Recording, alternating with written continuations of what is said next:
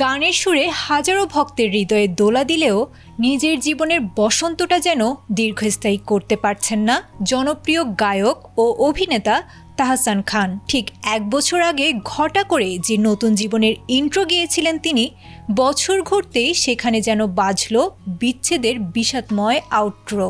Makeup artist রোজা আহমেদের সঙ্গে তাহসানের দ্বিতীয় সংসারের বাতি কি তবে নিভেই গেল? ভক্তদের মনে উকি দেয়া এমন হাজারো প্রশ্নের উত্তর দিয়েছেন খোদ গায়ক নিজেই।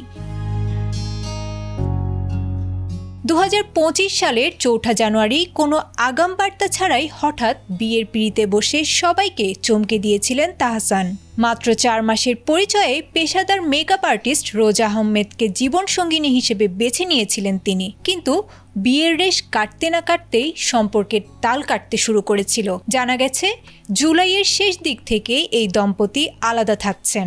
বিয়ের বয়স 6 মাস পেরোতেই দুজনের পথ বেঁকে গেছে দুই দিকে।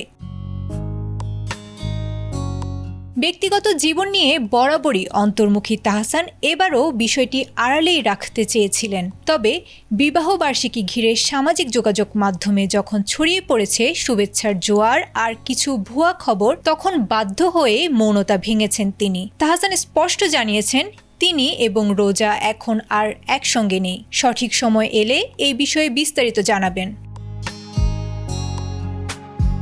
এর আগে 2006 সালে অভিনেত্রী মিথিলার সঙ্গে বিবাহ বন্ধনে আবদ্ধ হয়েছিলেন তাহসান। দীর্ঘ 11 বছরের সেই পথ চলা থমকে গিয়েছিল 2017 সালে। এরপর দীর্ঘ বিরতি নিয়ে রোজার সঙ্গে নতুন ঘর বাঁধলেও তা টিকেনি 1 বছরও। নিউ ইয়র্ক প্রবাসী রোজা আহমেদের প্রতিষ্ঠানের কভার ফটোতে এখনও বিয়ের স্মৃতি শোভা পেলেও বাস্তবে তাদের হৃদয়ের দূরত্ব এখন বিশাল।